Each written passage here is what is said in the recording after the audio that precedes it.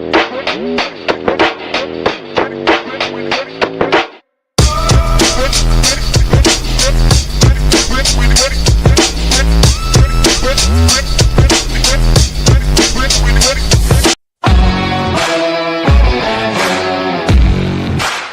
tuned into SEC Sunday Night, part of the Chief Sports Network.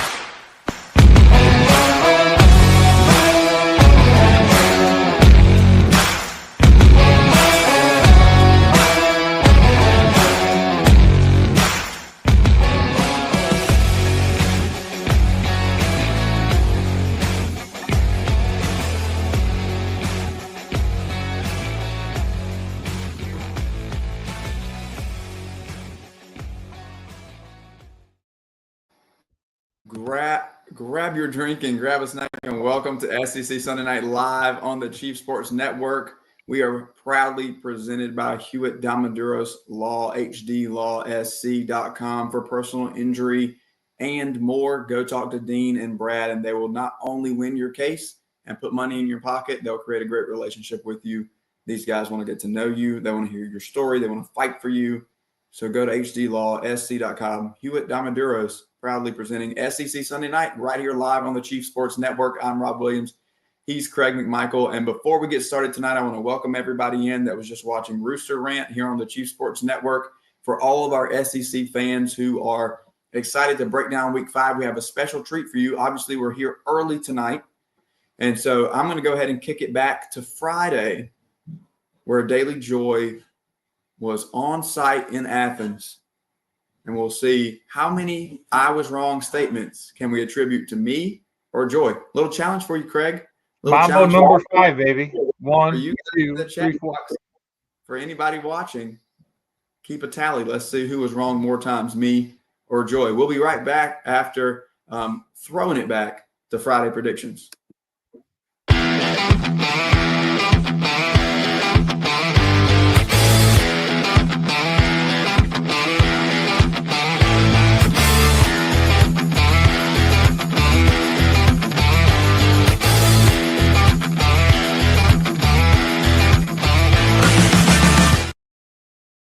Welcome back to SEC Sunday Night Live on the Chief Sports Network. We are here always with our friend Daily Joy on the SEC Pretty Campus Tour, and Joy is live in a stadium for us. Look around. Look how beautiful it is, Craig.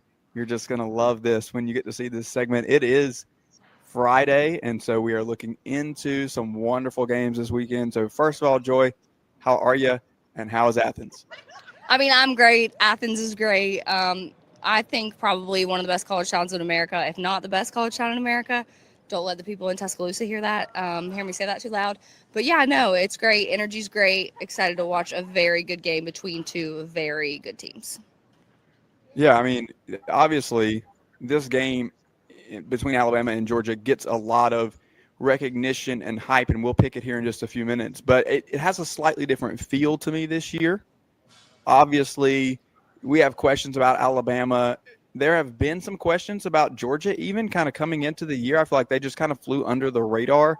But as it stands right now today, if I have to pick one team that I think is the best in the SEC, you know, I lean towards Georgia, but I think this is a big opportunity for them to continue to prove that after what they did in Knoxville. In your estimation, kind of what's on the line here on both sides of the field? On the one hand, you've got Kirby Smart, and on the other side, you've got Kalen DeBoer. What's on the line for the Dogs and the Tide tomorrow? Yeah, I mean, I think I was having this conversation with a friend of mine earlier today. The problem that I have with Alabama is that I just don't trust Kalen DeBoer yet. Like, that level of trust has not been instilled in me. Whereas, like, I am always going to pick Georgia right now because Kirby Smart is their head coach. Like, the amount of trust that I have in Kirby far outweighs the amount of trust I have in Kalen DeBoer. Now, I did say that if Alabama went into Athens, comes into Georgia, and takes care of business, I do feel like that gives Kalen a level of superiority, a level of trust that has been missing since he joined the SEC. Obviously, they beat Georgia last year, but beating Georgia at Alabama, yes, while impressive, is not necessarily a feat worth like hanging your trust on. Whereas, like, I feel like if he comes in here, into an away game, into an away environment that will be toxic, that will be loud, and defeats Georgia, who, let's be honest right now, is still the standard in the Southeastern Conference. If he does that, there is a different level of trust that I would have in Kalen and the Tide moving forward. Yeah, absolutely. So many opinions. The fact that we're going to get real implications on the field and real statistics, a win and a loss. We're going to get some data that tells us how the standings are going to shake out as we move forward with this game. Forget all of that. Our opinion and feelings are hanging on this game, and that's what everybody wants to talk about. That's kind of the deal with the game there behind you. We'll talk about who we think is going to win that in just a moment. We have some other big games this weekend. Obviously, South Carolina, Kentucky is one that I have my eye on to see if either of these teams can find a win in SEC play and maybe try to right the ship a little bit. I know that for you, South Carolina getting off to a better note is probably not a great thing in terms of getting some confidence behind Lenora Sellers going into a bye week and then heading to Baton Rouge. You prefer that they stay in the dumps, I think, but that's not really one that we need to pay much attention to because to be honest, right now they're at the both of those teams are towards the bottom of the league. One team that appears to be slipping to the bottom of the league, though, that I think we need to look at tomorrow is Arkansas against Notre Dame. You just saw the Irish recently. Is this a game where the Hogs can punch up? Pittman always has that one game where they get somebody. Is this a game where Arkansas gets it done against the Irish? I love that you're asking me about this game. I talked about this game on my way into Athens. I think Arkansas gets it done. I think Taylon Green chews up Notre Dame's defense. I think that's the thing about Notre Dame is if you've watched them all season long, their defense has been abysmal. I mean, they gave up 30 points to a Purdue offense that is not very good. I think Arkansas will be rocking. I think the home field advantage will definitely come into play here.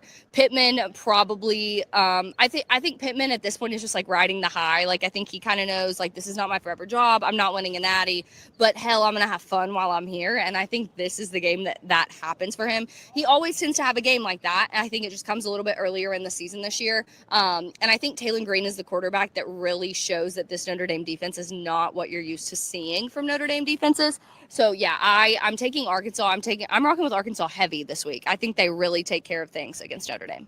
Yeah, I actually agree with you. If we look at other upset opportunities, we have Mississippi State. They're a 7.5-point favorite. As much as I would like to say the cowbells are going to ring loud enough to take the Vols down, I don't know that I feel as confident about this one happening. But maybe a little bit of a road test in the league for Tennessee to kind of see what they're working with now that they have shown us that they're the surprise team and they're going to make a push for the SEC championship. Any thoughts there before we move on? Yeah, I mean, I like Blake Shapen at Mississippi State. I think he's a good quarterback. I'm interested to see how Tennessee does against another SEC opponent. I think they were really riding high against Georgia. I think this could potentially, we could potentially label it a trap game if we wanted to. I think Tennessee takes care of business, but it wouldn't surprise me if they let Mississippi State hang around a little longer than they probably should. Yeah, I agree. All right, Auburn is headed to College Station to take on Texas A&M. This one is probably the most this one and one other, I think, are the most divisive games for me because I picked Auburn to be 9-3 this year. I had a lot of faith in them, and then dropping that game against Oklahoma last week. My preseason picks from the spring are like 48-12 right now. We're doing really well, but Texas A&M, I did pick to win this game in April, and so I'm going to kind of stick to my guns. I think this could go either way, to be honest with you. I don't really – if Jackson Arnold can process a little faster, to your point, off the air, I think Auburn gets it done. I just don't know that I have a lot of faith in A&M and Mike Elko to be anything other than 7-5, 8-4. Yeah, I mean, there's no surprises here for me about how I feel about A&M. If you follow me on social media, then you know exactly how I feel about the cult school labeled in College Station. I'll actually surprise for the SEC Sunday night listeners. If you're listening, I'll be there next weekend. But I think the tricky thing for me about this game is that if you really go back and watch Oklahoma-Auburn probably should have won that game. Sure, you don't give up 10 sacks. I'm not someone that completely blames the referees for everything, but Auburn had that game. And so I struggle with this game because I just don't exactly know. I know. I think Auburn had the game, which I'm giving myself away here because me and Rob have gone back and forth about that game. But that doesn't mean that I have complete faith in Jackson Arnold. I think Auburn won that game and kind of got a little bit screwed towards the end. But at the same point of reference, like, you can't give up 10 sacks. And as an LSU fan, no one understands offensive line struggles this year more than I do. I'm a little worried about their ability to protect Jackson Arnold and for him to get the job done, not because of his abilities, but because of their line's incapability of protecting him. I do think Texas A&M's defensive line is going to give him a little bit of trouble. I also don't love that it's at A&M. If I had to pick a team to lean toward, I would lean toward Auburn, but I think we are strongly underestimating A&M's ability to make that the most toxic environment Auburn plays in all year if we're not careful. Okay, here's the next game that really divides me before we pick the Alabama-Georgia game where you are in Athens right now. You know, this game between Ole Miss and LSU, I think, provides us everything that we need on a college football Saturday. Last Sunday night, we asked the question at the end of the show, and to our listeners and everyone else, are you more excited for Georgia, Alabama, or Ole Miss, LSU? And I'm standing firmly on Ole Miss, LSU as the game that I'm anticipating the most and I'm the most excited for. And I think that's why I got the 3:30 slot. And we're going to see something out of one of these teams that is going to catapult them, I think, for the rest of the season. And as someone who picked LSU to win the SEC in 2025, I need to stick to those guns and stand with them, and I think that's what I'm going to do. But man, that's smart on your part, Rob. I love Trinidad Chambliss, and I love what the Rebels are doing right now. And I have some questions. About how this game is going to play out. I don't think it gets away from either team, Joy. I think that we're looking at one of these wild and weird LSU Ole Miss type games where something crazy, something potentially controversial is going to happen towards the end of the game. Do you have thoughts about how this is going to play out? Because I know who you're going to pick, so we don't even need to ask that question. But do you have thoughts on what the major factors are here other than Landry, Kiffin, and Whit Weeks? Okay, first of all, calm down, because I am the queen of picking against my university. So the idea that you would just assume I'm picking LSU is quite offensive to me. Are you secondly, not? I think let me finish. Secondly, I think that this game will come down to the run game and specifically LSU's run game. Now, here is the thing. Everyone is talking about Caleb Durham's availability. He's hurt. He's a game time decision, and that's totally fine. However, LSU's backup running back saw so many carries last week and actually was quite divisive if you actually paid attention to that game at all. Now, I understand you're playing Southeastern Louisiana in comparative to Ole Miss, but Ole Miss's run defense has been absolutely atrocious all season. So if we can even get our backup going, I'm not even concerned about Caleb Durham. I'm over here saying, like, let's let everyone run. Hell, let Garrett Nussmeier run on occasion. We saw what he could do last week. He got like a 26-yard gain, and we were all freaking out and acting like it was the end of the world. So I think the run defense for Ole Miss is ultimately what gives way here. I do think LSU's offensive line is something to pay attention to. It was obviously week, and then you lost an offensive lineman for the first half due to a dumb, stupid targeting call. I caught myself there. But Go for it. So I think there's a lot of question marks in this game. Obviously, I do like Trinidad Chambliss. I think he's a great quarterback. I think the part that everyone is forgetting is that LSU's defense isn't just good. LSU's defense is elite, and this is by far the best defense Ole Miss has seen all season long.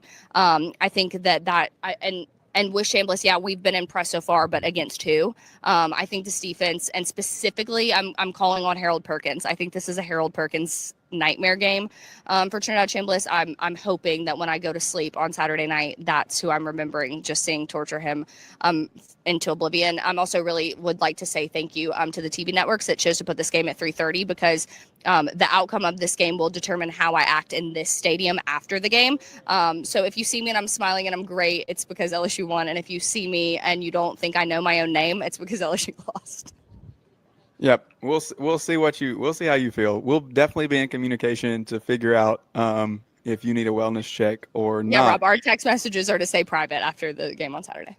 I'll try to. I have a couple screenshots of that thread leading into some games, but we'll see what happens during the game. I might try to keep that private. Okay. Good call. So you have a guest picker for us here as we get ready for this game? Is that what's going on? Okay, you know him. You love him. Will you grab that crew neck too? You know him. You love him. You have seen him all over social media. And he's one of my really good friends. He won't probably love my pick for this game, but I do have the best Alabama Twitter account that has ever existed in Cruz Oxenrider here with me today. So he is going to help us. He's going to be a guest picker. He's gonna live his best life today, helping us pick the Georgia Alabama game. How's it going, guys? Cruz, what's going on? Happy to have you here on SEC Sunday Night. Thank you. Appreciate it. Give us your thoughts about this game specifically. What are the keys for Kalen DeBoer and Alabama as they come into Georgia and try to take down Kirby Smart and the Dogs? So a lot like last year, starting fast. Last year jumped out to a 28-0 start. I don't expect the same thing to happen this time, but finishing drives, not killing yourself penalty wise. Keeping your foot on the pedal, not giving a team like this, like Georgia, a chance to come back, like Tennessee did 2 weeks ago. They had their foot on their neck and just let loose, and Georgia came back. Alabama can't do this, especially in this environment. I think also something to look out for Georgia. Eliminating the big plays. Alabama leads the SEC, I believe, in passes down the field more than 20 yards the last 3 games or the last 3 weeks. So I think a lot of people are reading way too much into the week 1 matchup. It's nothing to sneeze at, but I think it's definitely moved on the way it has. But I expect a lot more balance in this game, and I think whoever wins inside the trenches is gonna walk away. I know Georgia is weak on the right side right now. Alabama gets Tim Keenan back, and I want to see what that matchup's going to look like. Yep, absolutely. I agree. So let's let the rubber meet the road here for both of you. Do we have not just a pick, but a score prediction? Can we go that far? Yeah, I think we can. I'm going to shock a lot of people here. I'm actually going to take the University of Georgia. I'm just kidding. No, I'm not. So give me Alabama 38-31. Gunnar Stockton throws a game-losing interception on the final drive of the game. Wow, I love it. All right, Joy, what you got? I don't know if I'm comfortable enough to give a score prediction. But I said it at the beginning of the show, and I stand by it. I trust Kirby more than I trust Kalen, so I'm taking the Dogs on Saturday night, and Sanford and Cruz is about to disfriend me. Fun fact: Kalen DeBoer is 6-0 versus Dan Lanning, Steve Sarkisian, and Kirby Smart, and not to mention. Why are we talking about Dan Lanning and Steve Sarkisian? They're not here. I'm just saying, irrelevant. They're the big three. Irrelevant. And then also this: Kalen DeBoer is undefeated coming off a bye week. Irrelevant. I'll actually, I'll make Craig happy, and I'll stand with Joy. I'm going to go 27-24 Dogs. Thank you so much. All right, so okay, wait, I have a little sneak peek. Will you? Yeah, let's see it. Let's see what you got. All right, so SEC Pretty surprise announcement. We are releasing crew necks, so you can order them today. Cruz is going to hold it up for me. They're just absolutely sick, and we love it. That's incredible. I'm not SEC Pretty, but What are we doing? You are SEC Cruz. Pretty. You are absolutely SEC He's Pretty. SEC Pretty. SECpretty.com. Get your hats. Get your crew necks. What are we doing? I'll have mine in a couple weeks, and I'll wear it for you guys on the show. So make sure that you get online and put your orders in now. We still have plenty of football left. And you know what? You can be SEC Pretty all year round. We don't have to wear it just to the tailgate. Make sure that you do that. Daily Joy, our good friend here live from Athens. We will be back in just a minute after this break. Joy, thanks a lot for being here with us as always. Thanks, Rob. See you next week. Bye, guys.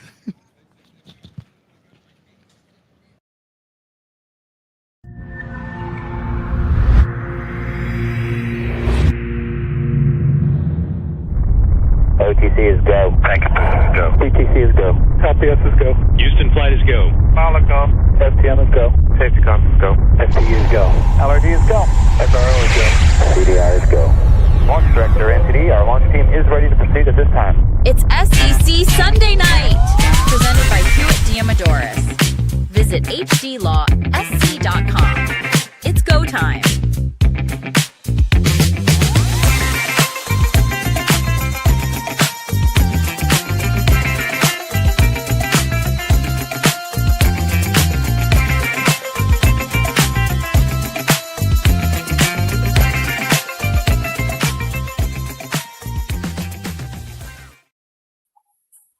Welcome back to SEC Sunday Night here live on the Chief Sports Network. Whoa, a lot of interesting takes from me and Joy on Friday. Obviously, we both picked LSU. We both picked Georgia. She had some things to say about Auburn. I stuck with Texas A&M. So interesting. The one thing that I got right, the one thing that I can say that I got right, I did stick with A&M, but we're not going to go there yet. is that I said that Mississippi State could challenge Tennessee, but wouldn't quite have enough to get it done. I think Joy agreed with me on that. I think, just a moment there where we can just applaud what's happening in Stark Vegas. Much better than most people expected. I was Including us. I didn't put them at the bottom. You had a lot of bad things to say about them preseason. I didn't put them at the bottom. I put them at 15. Okay. I didn't. Maybe I did too. But I did say that they were going to be better than expected. My wife got B. Arthur in here. And hit something. I see your photos behind you. Hey, it's beautiful. It looks great. Especially on that. B. Arthur Golden Girls party. And there you go. B. Arthur was hanging out behind me. Hey, I have a question. It looks better than Sanford. Will HD Law take care of me as I sue the University of Alabama for pain and suffering and having to rewatch whatever the heck happened again? Sorry, Jeff Levy. Yes, I'm stealing your flowers. Great. You almost won. But no, I think that if you go to hdlawsc.com and you want to talk to Brad or Dean at Hewitt Diamonduras, then you can have a great conversation with them about how they might be able to defend you against the University of Alabama. Not only are you a sponsor of the show, but you are also my attorney. They are also our attorneys. That's correct. Okay. Yeah, so a lot of news that matters. Let's not bury the lead here. We're going to have Connor Goodson on in just a few minutes to talk about Sam Pittman being fired in Arkansas. Another big moment there that I think, if Joy was available to jump on with us right now, would be the big I was wrong that I would point out is that, we both felt a little bit like Arkansas was going to put up a fight against Notre Dame. She actually said, I'm riding with Arkansas heavy this weekend. And that did not work out as any of us really saw it happening. Domination in Fayetteville, and Sam Pittman gets the axe. So we'll be on just a few minutes with Connor Goodson to talk about what's going on there. How's that coaching search going to shape up? Right now you got Bobby Petrino in the interim job. He says he wants the full-time job. We'll save the jokes for when Connor gets here and the comments and all of those things. Craig, most impressive team for you yesterday? We have some big matchups. You got Texas A&M and Auburn. You got Ole Miss, LSU. You obviously have Georgia and Alabama. I wouldn't think it would come from outside of that grouping, but if it does, then you let me know. Who stands out to you as the biggest winner of week 5? Biggest winner was Lane Kiffin at Ole Miss, and I think I have picked Lane now for the second week in a row. It's my big mea culpa. But no, actually, I did pick Ole Miss to beat LSU this week. But what I have seen is Lane Kiffin has matured, and he is still a troll on social media, which I love, and I hope that never changes. But you see as a coach, he is patient. He continues to evolve. He is not taking chances. They talked about it yesterday. He is not, automatically going for fourth down all the time, but he is finding, I think he's settling in, and I would argue he has leveled up Ole Miss. And I cannot wait to have a nice drink with you, my friend, at City Grocery, as Oxford will be rocking for the playoff. Are we going to finally get that? Is that what's happening here? Because for those of you, the few of you who have stuck around through all the us from the It Just Means More Football and Coffee days, Yep. You know that early last year we just hammered the Ole Miss hosting a playoff game. We're going to be there. We're showing up to the Grove. We're going to City Grocery. We want to see Lane in the playoff. We want to see Oxford host that type of game. Maybe we were just a year early, Craig. No, it looks like our luck's going to be Lane and Ole Miss is going to win the SEC, and like Oxford's not going to be able to host. They're going to go into the Sugar Bowl. But still, our prediction that you're exactly right about our luck. That's what's going to happen. But still, I think that our prediction may have just been a year early, and I don't think that anybody was on the train of thinking, no pun intended, that this would be the year for Ole Miss, considering the defenders that they had last year that we knew they were going to lose. Not to mention Jackson Dart moving on. Kudos. NFL winning starting quarterback Jackson Dart. Take that, first round mock. I was trying to set it up for you and give you a compliment, and you just stole it right out of my hands. And just had to be all cocky and take it for yourself. I was just trying to hand it to you. Geez, come on now. All right. seriously What about you? though, Who's your winner? Who's your winner? Here's Georgia? what I'll say. No, not Georgia. My winner yesterday is actually Tennessee, because quietly still building a resume.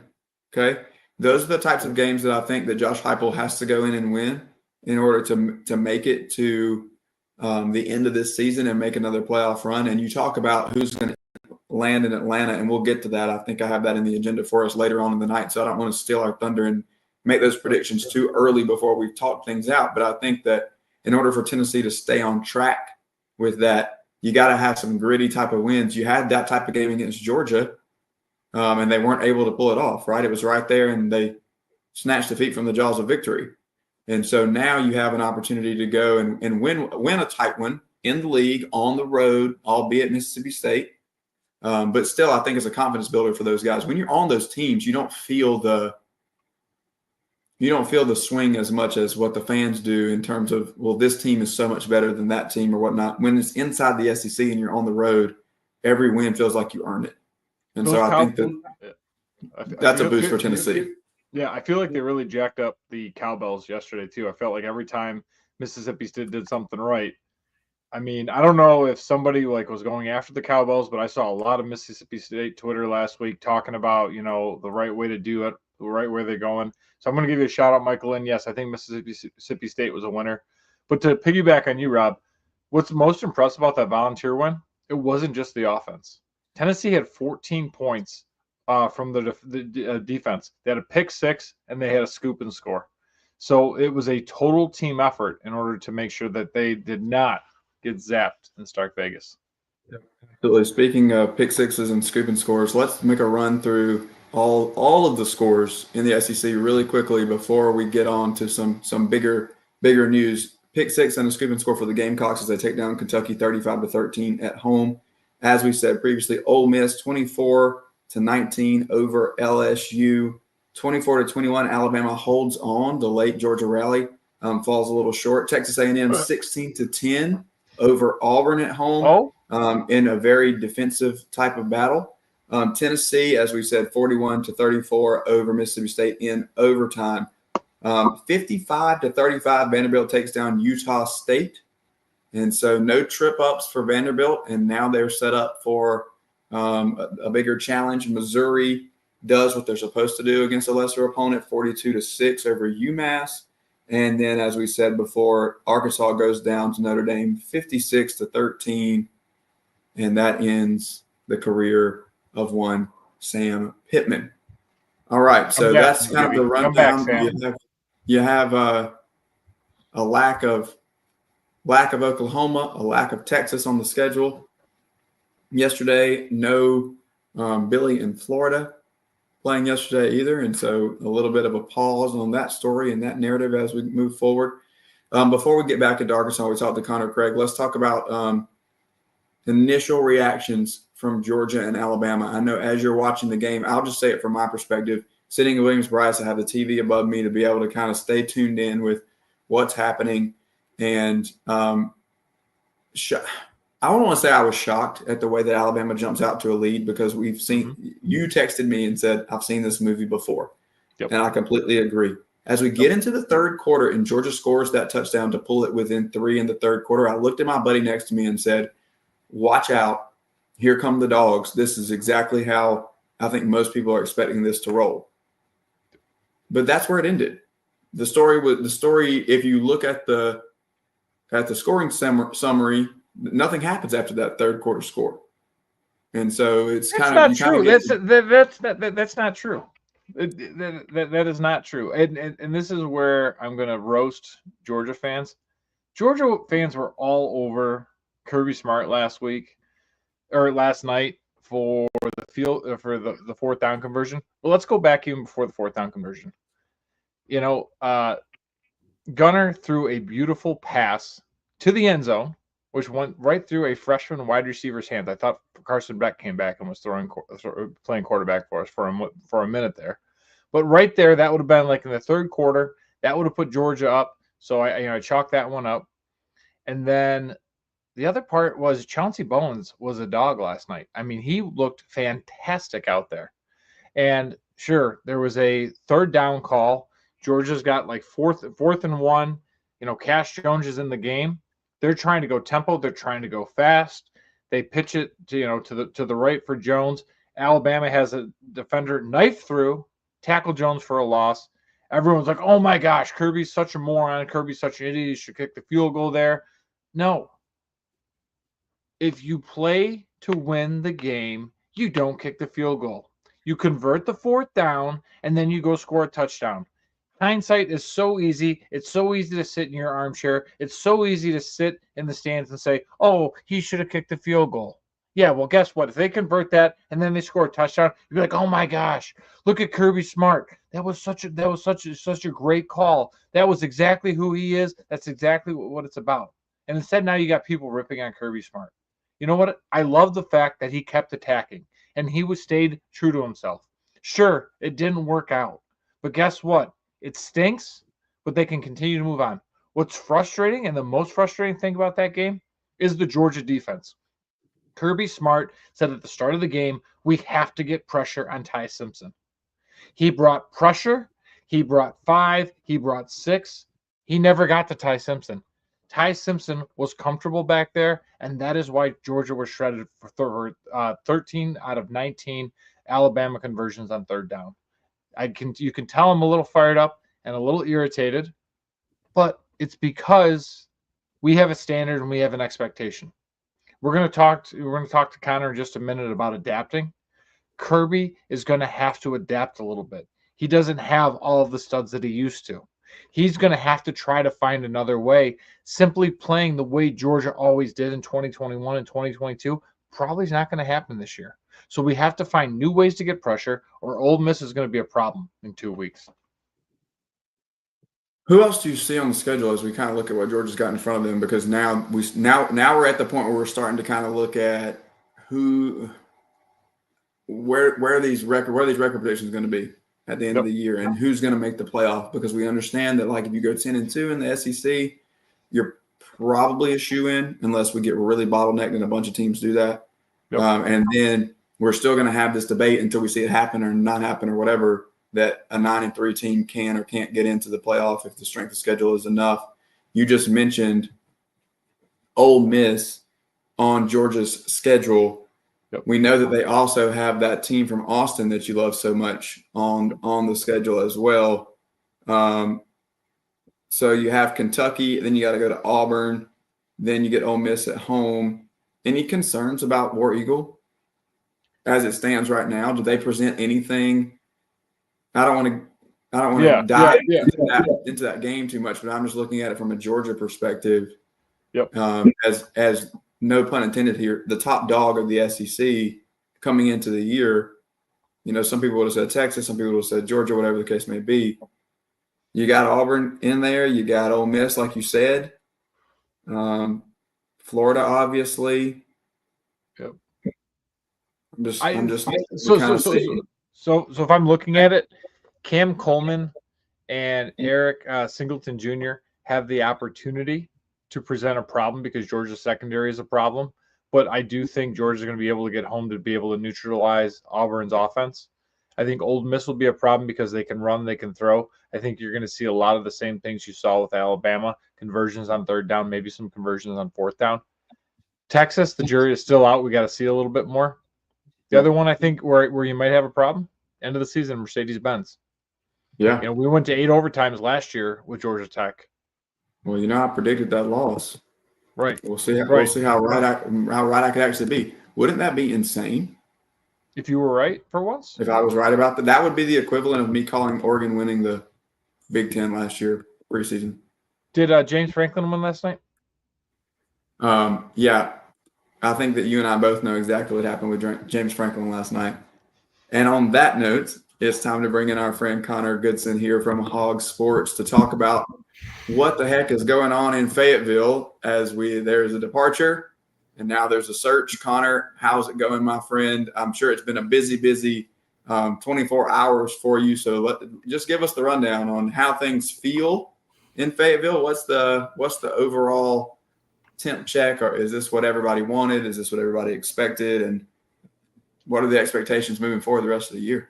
I think for the most part, that's what everyone wanted. And I think that we're kind of at a point where yesterday just kind of felt like everyone knew where this thing was headed after that. You know, I was in the stadium. Man, for a team that just dropped 2 games, one being to Memphis, a team that they shouldn't have lost to, for an 11 a.m. kickoff, that stadium was packed, man. I mean, it was rocking, a great environment for a game. And for them to just show up like they did, you kind of knew what was coming next. And so I think that, you know, everyone, they kind of felt that way. And now there's the optimism of a coaching search and turning over a new, fresh page. And there's a lot of opportunity, a lot of fans that I'm seeing and feedback. I'm seeing that this is an opportunity for Arkansas to do what Missouri did with Drinkwitz, what Ole Miss did with Lane Kiffin, that really ignited them and spurred their program forward from being kind of that just middle of the tier to being an actual contending program year in and year out. And in the SEC, really, if you have the money and you have the funding behind it, one hire is all you are away from competing in the SEC. How does Hunter Urix, I probably butchered the name and I apologize. So he made some comments earlier last week about the finances. He said baseball, we're good to go. Basketball, we're good to go. Football, there's still a long way to go. Does that? How do you think that influences and impacts this next coaching hire? I mean, we know Bobby Petrino was making the phone call saying he wants the job. Mm-hmm. But is that a slam dunk, or like, you know, does that make other people kind of wary of it, or, you know, where does that set up for Arkansas?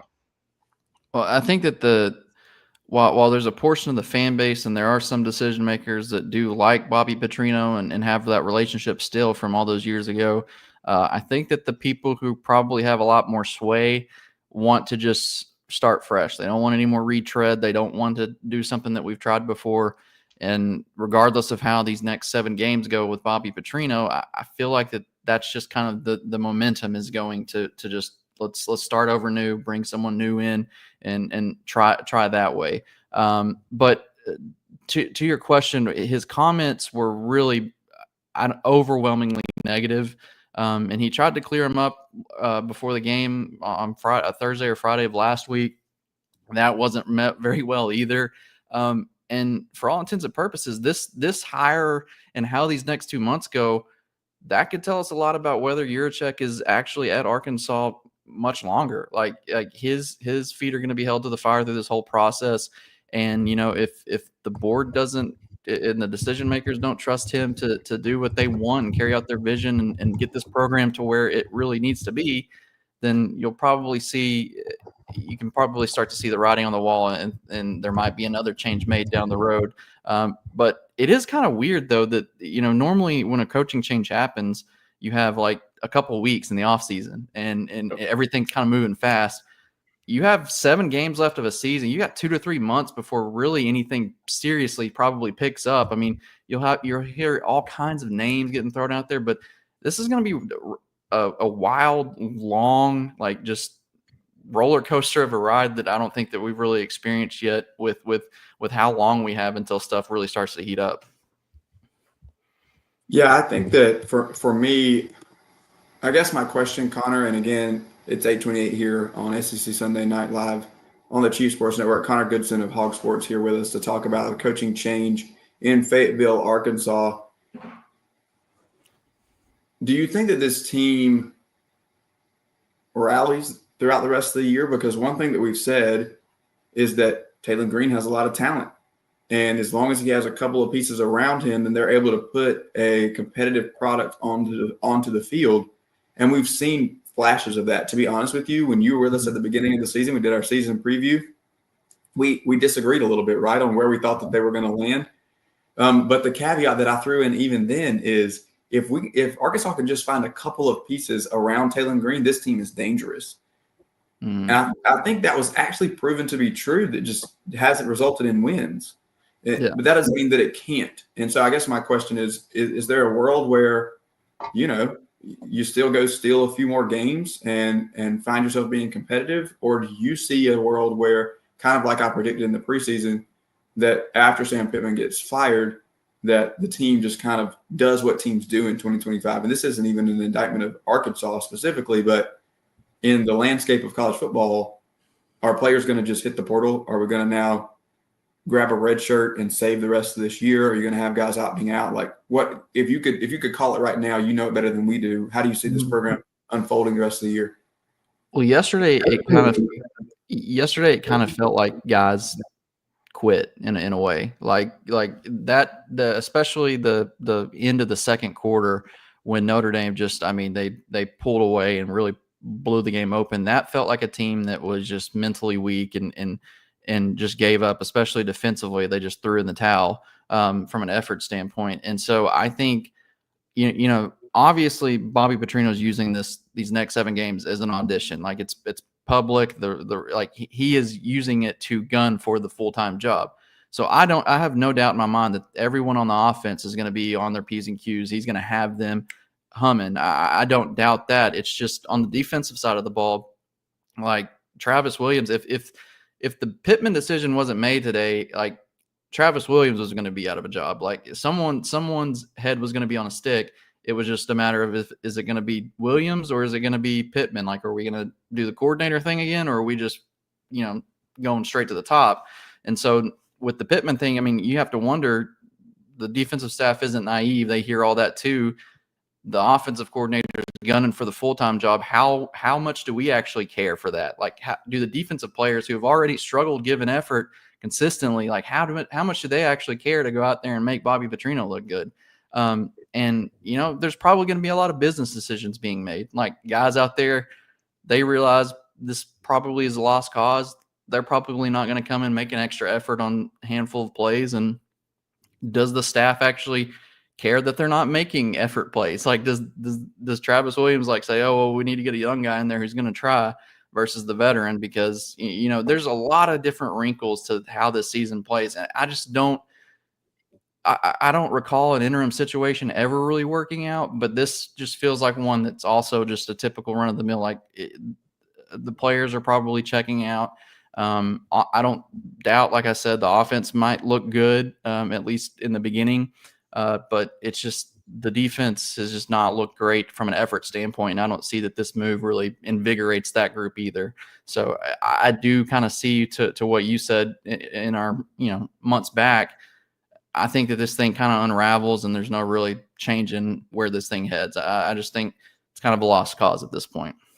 I think the one thing we saw it last week with Oklahoma State, saw with Virginia Tech, now we sit with Arkansas. I think NIL actually helps the idea of these guys just not hitting the portal or hitting the red shirt, because they realize if they're not playing, they're not getting paid. So I think because you've seen that narrative out there, right? Like, oh, everyone's going to hit the portal. Well, they can't go anywhere right now. They're not playing anywhere this year. So you might as well just stay and get paid, and then deal, take on whatever you have left. Yeah, and there's no doubt in my mind if they didn't have that 30-day window, there was probably a lot more talk of a decision of letting Pittman at least finish out until his buyout drops $3 million if he goes under 500 since 2021. I think that there was probably a lot more discussion if the 30-day window doesn't open up immediately after a decision is made, because then your hands are tied. It's better to make a decision midway through the season than it is at the end of the season, because you're just giving your whole team a head start to the portal now if you wait till the very end. So I think that you had to do it now, and I think that guys, like you said, there's nowhere for them to go. If they don't play, they're probably not going to get paid. And so, I think it's a lot easier to just kind of keep that group together. But you also probably see guys who, especially the younger ones who have a lot of eligibility left, or some guys that maybe, really want to keep that health together. They realize they may have a shot at the pros, or maybe, they're thinking that long term, maybe they don't just, go all out every play. Maybe they don't want to put their body in a situation where they may, tear an ACL or ruin that. And so I think that you see that kind of stuff too happen. And it's just hard. The thing about Bobby Petrino is he's really particular, and you've got to have guys behind it. And you also need to have someone on staff that can really play it's kind of like a good cop, bad cop Bobby Petrino is always going to be the bad cop. Like, he's always going to be the stickler. He's always going to be getting into people, tearing into people. You need to have that guy who Sam Pittman was kind of that. He's like, he can be that almost nurturer where he can like, all right. I know he was getting into you. Just tell me what you're feeling right now. And then kind of come in and smooth things over. Do they kind of have more of those guys on staff that can really kind of do that? And it's just hard to see this thing really being super successful going forward. But yeah, it's going to be a fun. I'm interested. I kind of wish they were playing tomorrow just to see how this goes. Honestly, I'm sure the clicks will be strong with you. I'm sure there'll be plenty of interesting things happening. Oh yeah, well, you're not going to be bored. That's for sure. Connor, I'll give you one more question, and we'll get you out of here. I haven't been on Hawg Sports in the last 3 or 4 hours, so I don't know maybe if y'all have released anything like this or not. And I don't want you to give away any VIP content, so shade this as you will. But in your mind and what you guys are hearing, is there a hot board yet? Like, there's two sides of this, right? Like, there's I'm sure if I go look at the message board, there's plenty of names. Oh yeah. And then there's the side of what are you hearing from the school side in terms of how serious is Bobby Petrino as a candidate from your checks standpoint and beyond? Are there names that are getting floated? Have we gotten that far? Or is it still too fresh to kind of make a call there? I think that there's a couple of names that are maybe rising to the top a little bit. My publisher over at Hawg Sports, Trey Biddy, he put out our hot board, which is VIP content. Like 20-something names are on there. He's got it broken down by buyout, salary, whether they're a right fit, whether they're a wrong fit, kind of those types of things with each candidate. So y'all can go check that out over at Hawg Sports. It's a really great breakdown. But I think seeing feedback and talking to people that are kind of loosely associated with the administration and stuff, it's still very early, so there's nothing concrete. But a guy like Rhett Lashley at SMU, a lot of Arkansas ties, grew up as an Arkansas fan. Gus Malzahn coaching tree, Springdale, Arkansas native, went to Arkansas. That's the name that you keep hearing over and over again. And it seems like that if there's any smoke right now, that's the name that has the most smoke. And, took SMU to the college football playoff. I think the big thing is SMU, they're not poor down at SMU. They have a lot of connections to a lot of money. Does his his childhood love for the Hogs maybe pull him away from making a money decision and seeing how the money situation in Arkansas has been difficult and how there's been a lot of issues in that regard? Does that maybe keep him away? That's really kind of the conversation right now, but it's very early. SMU still has a lot of games, a lot of important games left on their schedule. But right now, if I had to say if there was a leader or a lot of smoke, it's definitely Rhett Lashley. But if you know anything about coaching searches, usually the first name is not the guy that gets the job. It's never the first guy. So just something to watch and follow along, I guess. Well, we'll definitely be following along. We'll be following along with you and Trey, of course, and everybody at Hawg Sports. Make sure you go follow Connor Goodson here. Make sure that you are staying up to date on the coaching search and everything else that's happening in Fayetteville. If nothing else, the boards are going to be hot, and so is the muffler on Bobby's Harley. All right, we'll get out of here on that comment, and we'll be back right after the break. Thanks again to Connor Goodson. This is SEC Sunday Night live on the Chief Sports. When playing sports, you want a coach that will fight for you. At Hewitt Diamaduros Law Firm, we've got your back. Whether it's personal injury, insurance disputes, negligence, or wrongful death, our team delivers exceptional legal services that makes meaningful difference in the lives of the individuals and families we work for. Visit hdlawsc.com. hdlawsc.com. Hewitt Diamaduros, we're on your team. Oh, man, the building is on fire. Emergencies and accidents happen. When you're in the middle of a fire or water event, all you want is for things to return to normal as soon as possible. Resto Pros of the Midlands is with you, guiding you through the process and working with you to get your home or office back in working order. They'll answer your questions, discuss procedures, and can act as your advocate when it comes to processing your insurance claim. Resto Pros Midlands SC.com. Open 24/7 when you need them. Quality that is guaranteed. At TriFit Physical Therapy and Performance, we believe true health and peak performance start with personalized care. Whether you're an athlete recovering from injury or just chasing your next personal best, We're here to guide your journey. With expert coaching, hands-on therapy, and transparent cash-based pricing, you get the care you need without the insurance red tape. One client drove 100 miles just to see us and said it was worth every mile. Contact us at trifitperformance.com or 803-353-5619. TriFit Physical Therapy and Performance, where recovery meets results. Yo, what's up? Baby, let's go!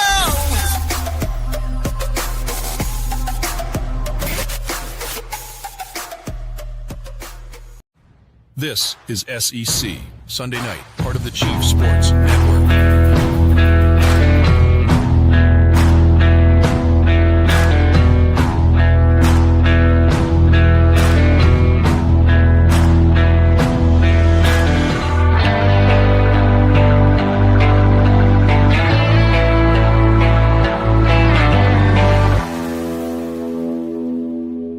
Welcome back to SEC Sunday Night Live on the Chiefs Sports Network. Again, that was Connor Goodson on the TriFit Performance guest line. He is fantastic. He's been working on his physical therapy and performance. The TriFit is what it sounds like to me, because he is just delivering a quality product with everything that he does. And if you need physical therapy, or you want to, improve your athletic ability, maybe you're training for something, maybe you are just old and stiff and need some work like Craig, then you go talk to Mitch, trifitperformance.com.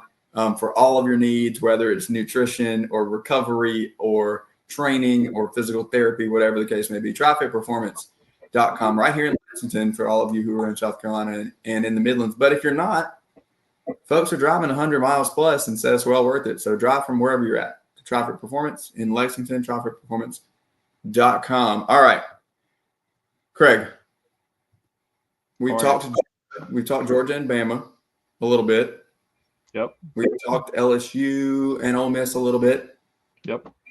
One thing that I'll do here for Joy, we want to make sure that she feels included, is make sure that we call out the fact that it appeared that Landry Kiffin's Instagram post was not distracting for Whit Weeks as he scooped up the fumble. I texted her. We are screaming, Whit Weeks is picking up more than Instagram posts. Like, look at this. At that point, LSU's looking great. But here he is yakking all over the place. I'm not sure early on in the game, LSU with the lead. And make no mistake that our friend here, Nathan Keener, says, what did Landry give Whit Weeks? He's out here throwing up on Skycast. Lane Kiffin, in response, says, tempo.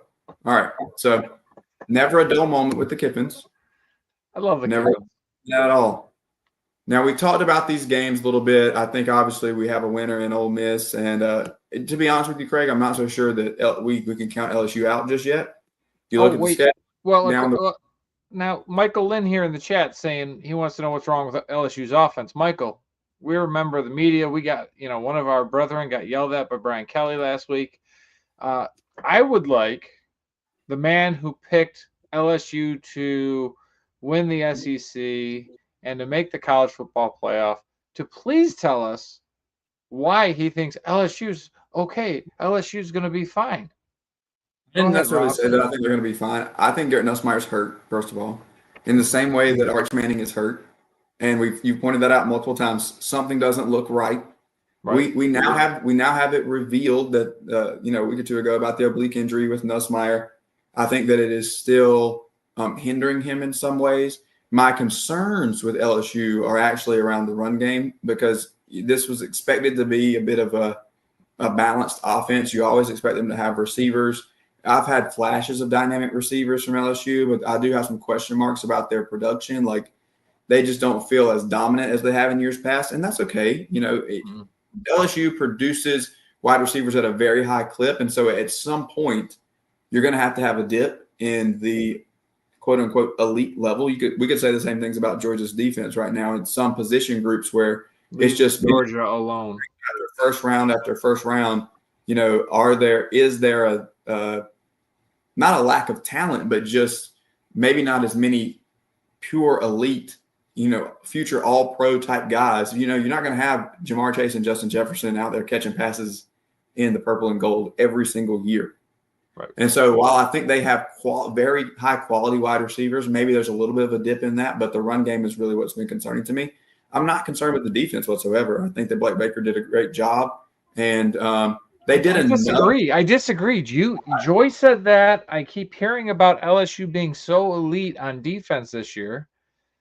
Ole Miss dominated. If you look at number of plays, time of possession, yards, who has like LSU like shut down that is a top offense? I'm not looking at any of those stats. You know why? Because the stat that matters is the score that's on the scoreboard, and they didn't give up enough points to say, "Hey, we can't win this football game." They couldn't make stops. Listen, if they were elite, they could have made the stops when they needed to get the ball back to their broken offense. They did not do it. I'm sorry. They're not elite. They're a good defense, but this idea that they're elite and there's something more than anything than a pretty good defense, I don't buy it.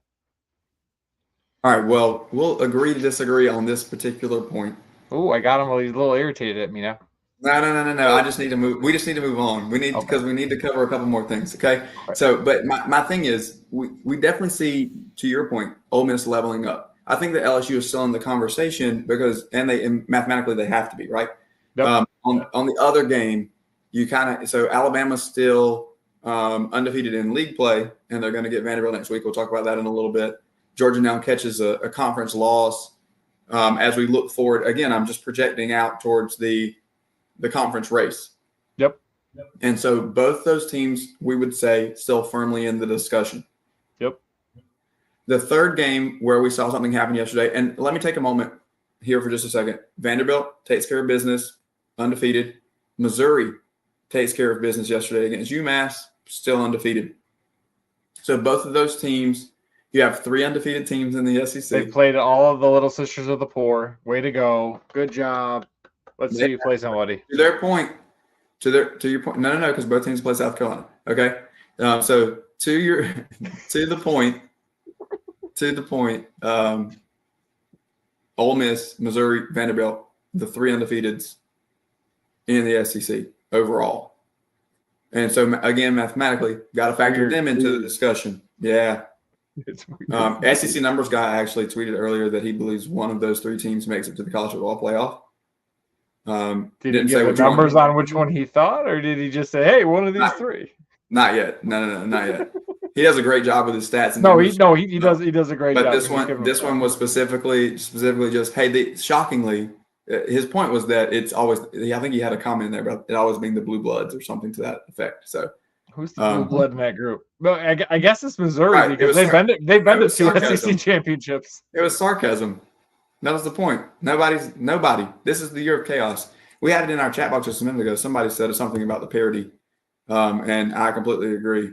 Maybe it was Michael, or I'm not sure, but yeah, there's great parity, it appears, in the league this year. The other game we haven't talked about yet really is Auburn and Texas A&M.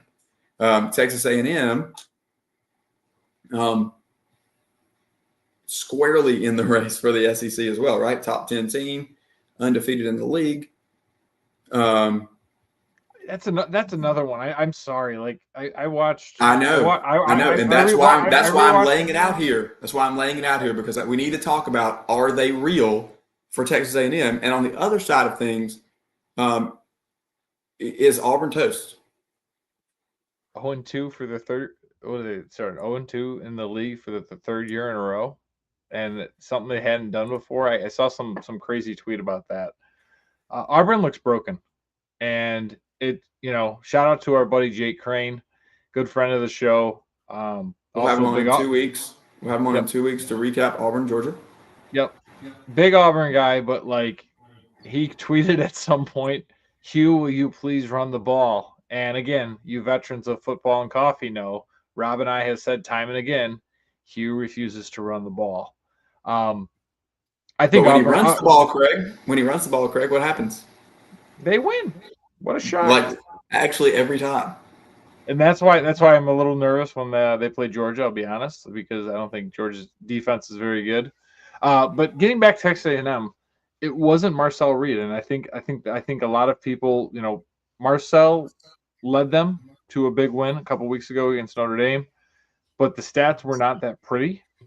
Again, this week the stats were not really pretty, but the running game was sick.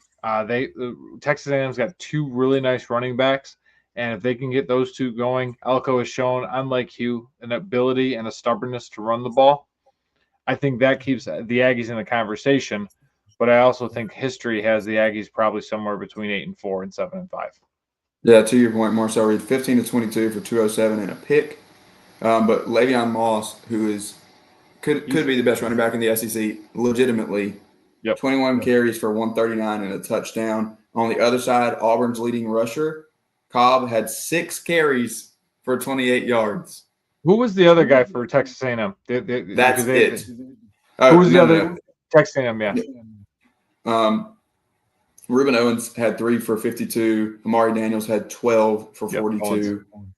And then Marcel Reed had 7 for negative 23. Didn't get it going on the ground. But if you look at Auburn, Cobb has 6 for 28. Jackson Arnold, 15 carries for 11 yards. Damari Alston, 2 for 10. And Singleton, they handed it to him once for 3 yards. A total of 52 yards on the ground, only 24 attempts. Arnold threw the ball 33 times for 125. No touchdowns, no picks. You just can't move the ball. It was a defensive struggle the whole game and for both teams. I mean, it's a 6-point game. So here's the thing about it wasn't really a 6-point game. That's fool's gold. Auburn had a tip ball that they intercepted and returned to the 2-yard line. The only reason why Auburn got into the end zone is because of that. And I'm going to give a shout out to the hustle of the wide receivers for Texas A&M running all the way back across the field to tackle Auburn at the 2-yard line, knowing that Hugh was probably going to screw it up and make sure they weren't going to run the ball. That's a beautiful point. That's a beautiful point, Craig. Thank you for making that, because I was every now and again. I was just about to step in the fact that Auburn has played these close football games, but you do need to catch breaks like that from time to time. But the scoreboard, if you look at the course of Auburn season, is going to show that they're right there. Yep. But it's starting to feel like maybe they're not right there. All right, we're going to hit one more break here on Sunday night. We'll be right back with It Just Means More Genius and our friend Casey from the Message Board Genius podcast. We'll see you in just a minute. At TriFit Physical Therapy and Performance, we believe true health and peak performance start with personalized care. Whether you're an athlete recovering from injury or just chasing your next personal best, we're here to guide your journey. With expert coaching, hands-on therapy, and transparent cash-based pricing, you get the care you need without the insurance red tape. One client drove 100 miles just to see us and said it was worth every mile. Contact us at trifitperformance.com or 803-353-5619. TriFit Physical Therapy and Performance, where recovery meets results. When playing sports, you want a coach that will fight for you. At Hewitt Diamaduros Law Firm, we've got your back. Whether it's personal injury, insurance disputes, negligence, or wrongful death, our team delivers exceptional legal services that makes meaningful difference in the lives of the individuals and families we work for. Visit hdlawsc.com. hdlawsc.com. Hewitt Diamaduros, we're on your team.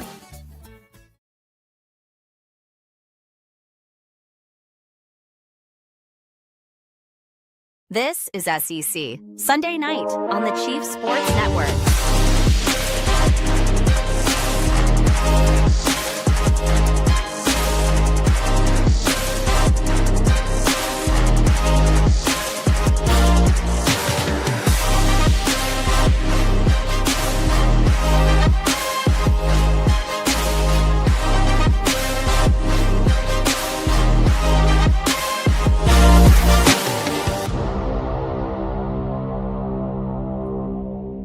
Welcome back to SEC Sunday Night here live on the Chief Sports Network. Again, we would like to say hello to everyone over in our chat box who are making our conversations great. You guys are what make it fun, and we get an opportunity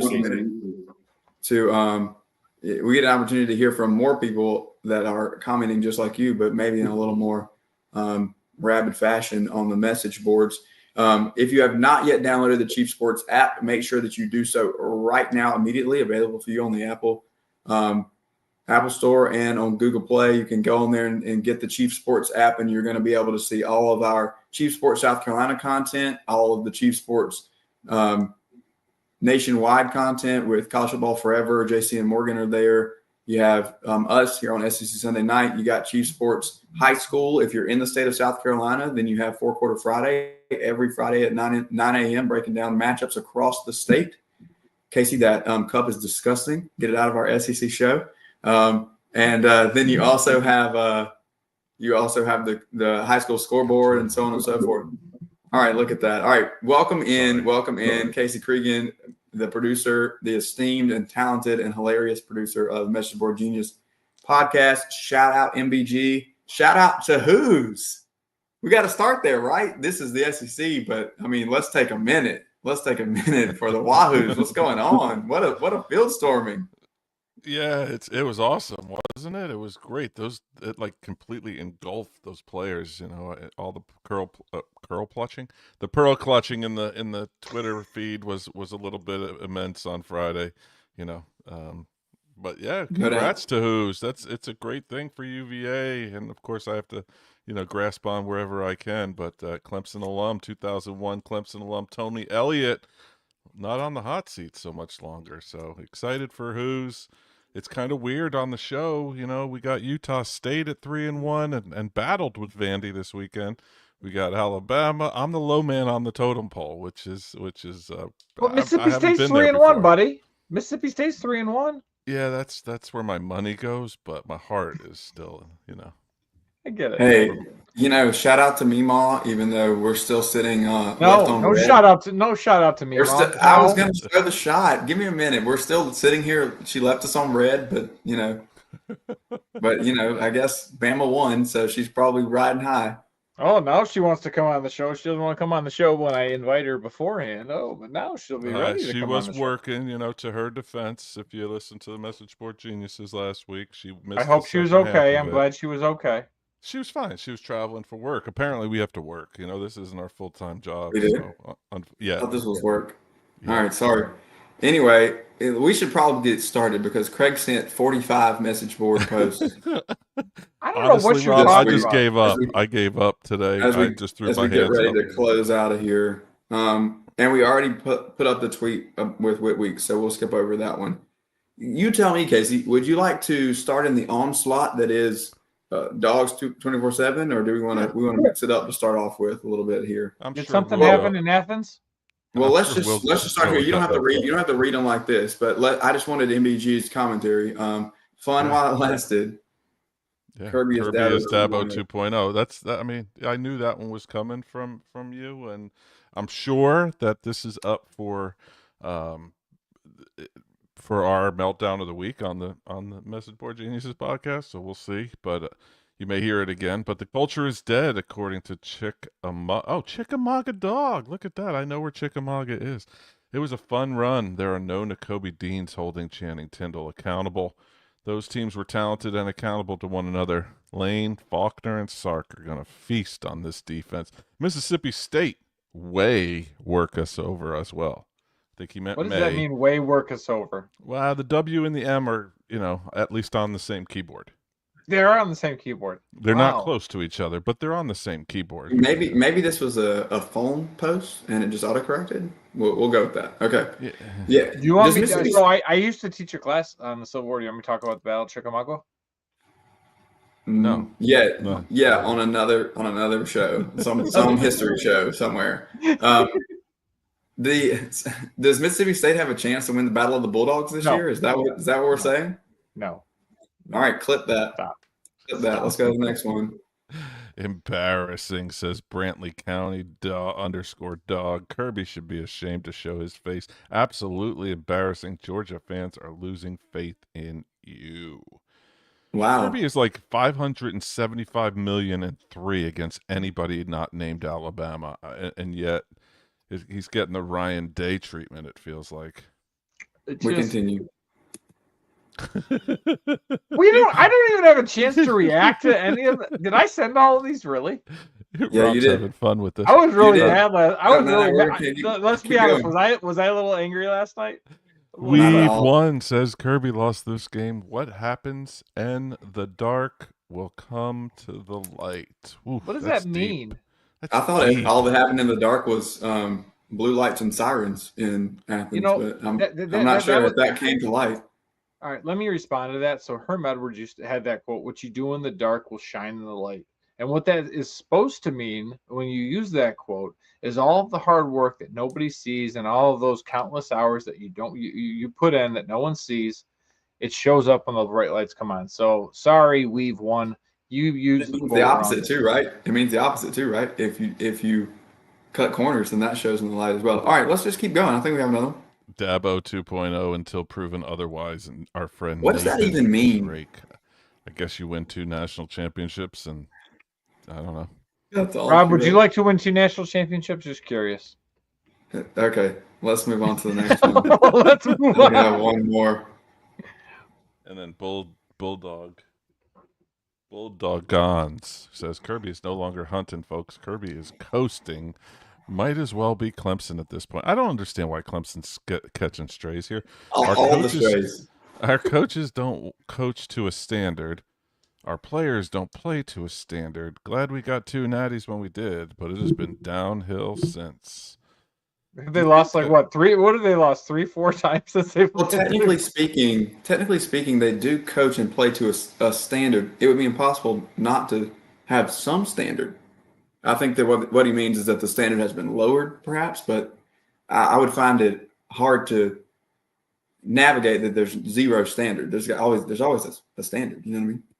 What happened in Athens that all these people are so mad? I don't get it. Was there a game last night? Yeah, no, absolutely. I think General Beauregard said that they were 2 for 1 beers, but they brought it back. Okay. Let's ask this question before we read the Auburn one. Is the Kirby hate warranted? Like, no. I can't get on board. I can't get on board. Listen, the one thing I can get on board with, is that you and I have said throughout off seasons and seasons and whatever, is that there seems to be a lack of discipline when it comes to actually breaking rules. But from a production on the field standpoint, and so there's been questions about, like, is somebody pulling at the thread of the culture, and does that slip up and bite them at some point? But this game doesn't feel like that type of thing for me. No, you just got beat. Like at the end of the day last night, Alabama was just a little bit better. And like I said, there's 2 plays. Like, I don't know, Casey, if you heard, I got a little impassioned before Connor came on. We had a chance we had a drop pass that would have 1 for 6. We convert the 4th down. We win the game. I mean, I would love to say but Lord knows I would never even touch a Georgia uniform in all of my 43-year-old grandeur. But crap. I get it. But it's frustrating as hell because it's confusing. But I think there is a little bit of a mental there is a mental piece to it. I have no doubt about it. Georgia plays differently against Alabama than they play against anybody else. If that game's against Tennessee, that game's against Texas, that game's against anybody else, they win that game in the second half. For whatever reason, Courtney, Alabama is just a little bit better than Georgia. Ooh. And I think it's more mental than it is physical. Wow. You heard it here first, folks. Let's keep boosting the Bama fans while we're at it, indirectly, of course. But here we go. Yeah, we didn't do this on purpose. From Auburn Undercover, it's time to change conferences, says TCOB Tiger.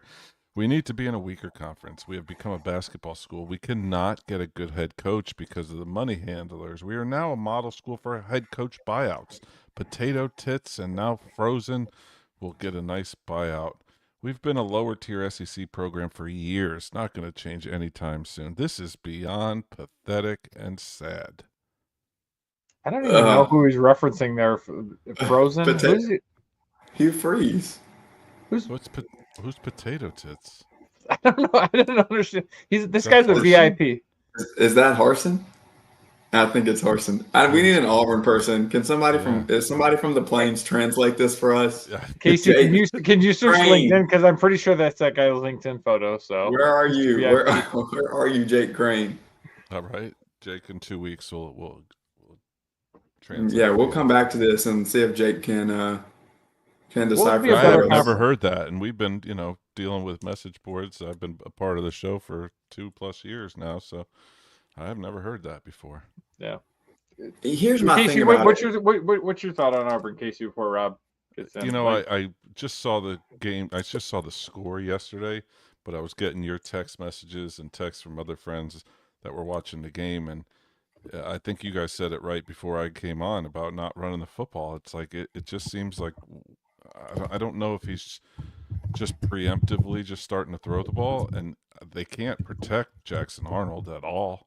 He's just getting sacked left after. I can't even speak tonight. It's been a long weekend. He's been getting sacked like crazy. I don't know. You figure I'm not an X's and O's guys. I don't play one on TV. I don't act like one. But you feel like you can throw a draw in there, or maybe even a screen to kind of have an extension of your running game, just to kind of slow down something. I don't know. Do they not have running backs? I think they beat Clemson out a couple times for a couple running backs. I'm not even sure. Jackson Arnold's a pretty good runner too. Yeah, that's the thing. That's the thing that's really frustrating to me is that we saw that early on, and we also know that's how Hugh operates. So, like, honestly, I'm baffled. I don't know what's going on. And again, if you and I know, right? If you and I know, then football guys know. I mean, you guys are definitely more X's and O's and deeper involved than I am, but like, if I can sit back at home and say, "Oh, they're throwing here," on even from like an I formation, yeah, you can just feel it. There's something wrong there. Yeah, absolutely. The people actually study the film know it's coming too. Here's my thing about Auburn, and actually what this poster said, and I'll throw it back up for just a second so that I can read it verbatim. Where did he say it in the middle? We are the model school for head coaching buyouts. They've had way too quick of a trigger, and that's dug them into this hole. It has dug them into Harsin should still be the coach. No, I'm not saying that. I'm not saying that necessarily, but I've said the same thing about Florida, and I think that I can make a better argument about Florida that they shouldn't have fired Dan Mullen. I've said it all along. I've said it a million times. The recruiting did not improve, and so you kind of have the same situation here with Auburn. Is you keep pulling the trigger and you keep pulling the trigger and you keep pulling the trigger, and at some point you got to let somebody crawl out of the hole. And so, is it going to be who was going to crawl? But who's going to? But who was the guy to crawl out of the hole? That's what I'm going to ask you because they got rid of Gus. Who are you going to go hire? Here's my point. If you fire Hugh Freeze today, yep. Who are you going to get that is good enough to come in with the roster? They did. John Summerall. Is he good enough to? I mean, they got to give him time too, don't Isn't they? Isn't he earmarked for Lexington? Okay, you have a choice between going to Lexington or you're going to go to Auburn. It says alma mater. I don't care. It doesn't matter if that's your alma mater. You're going to get Rhett Lashley if you're Auburn, or you're going to get John Summerall. And I think that they would be better. Hugh has lost his fastball. There's something that just doesn't look right. The play calling has not matched. Harsin never had it. But that's what I'm saying though, is like if Harsin probably was the wrong fit, as I say that as Georgia State almost beat them like their second game. Probably. But again, you're saying like, oh, we're becoming a model for coaching buyouts. How about the fact you blew out Gus Malzahn? He won 6 SEC games that year, and then you put Kevin Steele in as an interim, and then you had to buy him out, and then you got Harsin. And it was just a total disaster. And now you have Hugh Freeze, which he hasn't figured out. Do you want to stay on the golf course or actually want to coach a football game? So you have a hiring problem as well. But here's my issue is that if you John Cohen's a problem because he responds like he came out against the SEC officials in Oklahoma. Did like on a Wednesday or a Thursday. What took so long? Is your communications department that bad to be able to respond that quick? I think maybe you have to look higher up, because Auburn has the same problem that Texas had before Chris Del Conte and Steve Sarkisian came in. They do not have alignment. They're boosters, and they have some boosters. They have some big funders that like to make decisions. They have an AD that doesn't have them corralled. There is no alignment, and that leads to the disaster that is the Auburn Tigers right now. And every time you fire a coach, you knock yourself down at least 2 rungs, Players are going to leave. You have to raise money for the buyout. Then you got to raise money to go buy a new roster. Did Indiana get knocked down 2 rungs when they fired Tom Allen and then hired Kurt Cignetti? That's not the SEC, Craig. I'm just saying it's also Don't talk Indiana. about both sides of your mouth when we called them out last year for not being legitimate, and they coasted into the playoff on a nobody schedule. Listen, they went into Kinnick Stadium. Roster.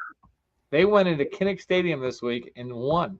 You don't go into Kinnick Stadium and wave to the kids and then win a game. You know, I mean, I guess that's fair unless you can score more than 10 points. All right.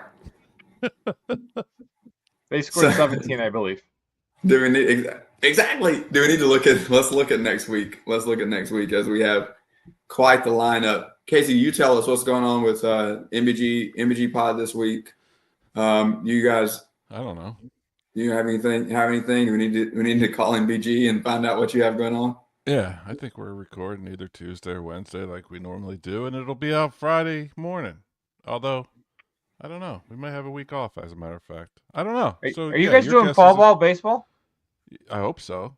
That'd be so Baseball good. preview next week. A draft of what's your favorite flavored Diet Coke? That's what. I mean, it was great show last week. Genius of the week. Thoughts? Anybody? Where do you think it's going to fall? I thought Nick Della Torre was awesome from yeah, absolutely. He just brought it, and I didn't expect him to, take my intro question about Dabo and actually like wax poetic about it. So you love that, right? I was looking for a little bit more, funny, but he didn't. He just spoke the truth. He threw some truth bombs at me, so I got it. But he was great. He was great to talk to and to kind of hear about what's going on right there front and center at Florida. So this week, no, I don't think we have a guest this week. I think we're just going to do the 4 of us if we do a show, because a couple of our guys are lawyers in real life, and one of them may have something going on, like more important. Yeah, we're going to get you going. We'll see. All right, week six beginning next week. College game day. Headed Tuscaloosa. They got Vandy and Alabama. Seeing college game day at a Vanderbilt game, no matter what it is interesting. This has become the premier matchup of the week, and I think we're going to build it up like Vanderbilt is going to go in and be competitive again because they're 5-0, because we like Diego Pavia, because there's so many stories, because of the win last year. I'm going to say it right now. This one's not close. Roll Tide. All right. We also have Texas opening league play. I'm not going to give you a chance to respond. I'm just going to move on. We also have Texas and Arch opening league play in Gainesville. And now, Craig, are we chomping? Oh no, okay. No, I don't. Listen, Billy. There was our good buddy Dr. J. Will had a phenomenal segment on his podcast last week, and the question was: is it Florida's offense or Iowa's offense? That's all you have to know about the Gators.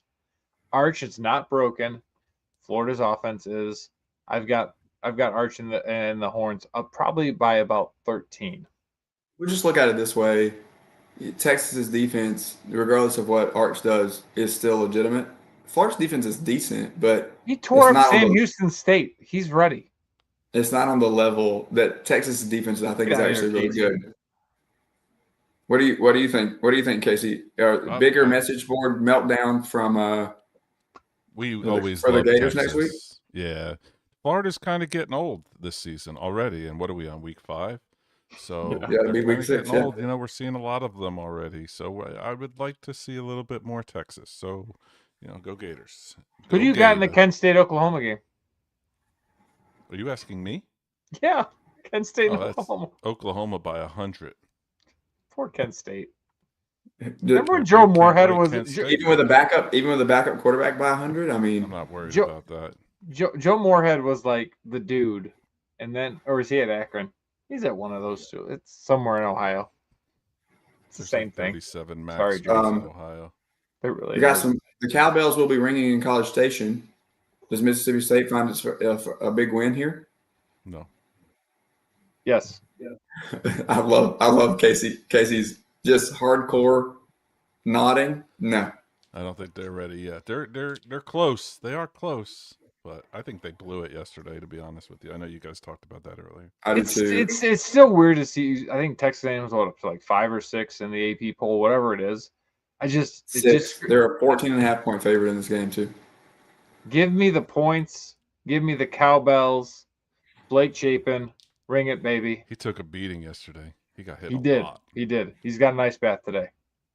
Get some of that ice cream. Yeah. So here's my question with that game: is do we think Texas A&M's offense can score 30 on Mississippi State? I think this one will be a lot like the Tennessee game. To be quite honest, I think this is probably a high-scoring game.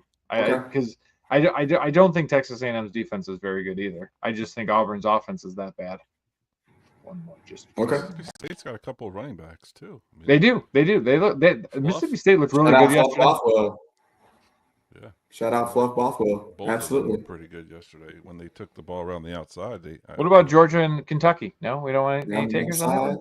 Around the outside. Yeah. What did you say? Georgia, Kentucky? I'm getting there. I don't think that Mississippi State we're not going can be held down for long. They're going to get one eventually.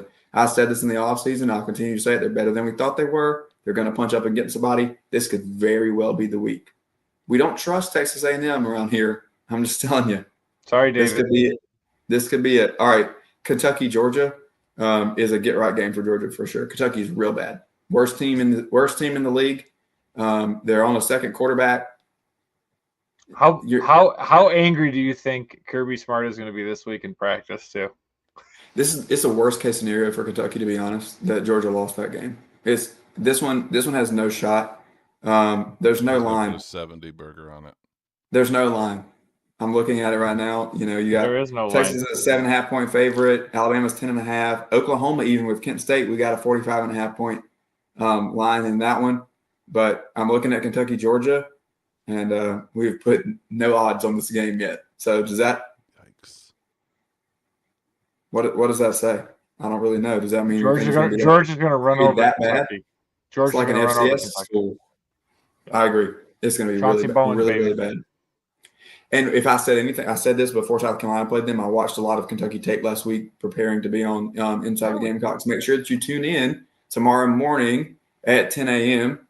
for Inside the Gamecocks, the morning show with our good friends Jamie Bradford and probably Mike Morgan tomorrow morning, and then of course Phil and JC will have you for Inside the Gamecocks, the show at noon.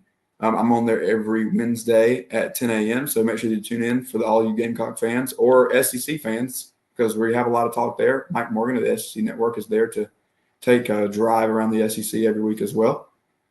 But anyway, I watched a lot of Kentucky tape, and what I found in those first 3 weeks, Toledo, Ole Miss, Eastern Michigan, leading into South Carolina, is that they're very susceptible to the quarterback run. Lenore's got it going a little bit more yesterday. Some of it was scramble plays, but some of them were just, and Shane Beamer said this after the game, it wasn't necessarily they called more runs, but he just pulled it more on his option, on his reads. And so then you look at a team like Georgia going in, and we know what Gunnar Stockton wants to do. And that's really where I'm leading up to with this conversation, this argument, is if they're very susceptible to the quarterback run, watch out for Gunnar Stockton getting loose, because it's not just design runs. Mm-hmm. If you drop back and there's a little bit of a wrinkle or a crease, you can just kind of go. You're going to get an easy 10 or 15 on this defense. So look for a big Gunnar Stockton game, because they'll give it up throwing the ball too. It's kind of both ways. Fair enough. There it is. All right, boys. Clemson got? Hey, wait, hang on. Who's Clemson got this week? Chapel Bill. Yep. See you next week, everybody. Yep. SEC Sunday night on the Chief Sports Network. Shout out to Casey from MBG Pod. Shout out to MBG, always for the content. Thanks to Connor Goodson for coming on the Tri-Fit Performance Guest Line. We are Rob and Craig on SEC Sunday Night, brought to you by Hewitt Domaduros Law, HDLawSC.com. We'll be back next Sunday to react to all the things happening in Week 6 of the greatest conference in all of college football. SEC. We'll see you next time. Oh, yeah, shout out to Joy. We love you.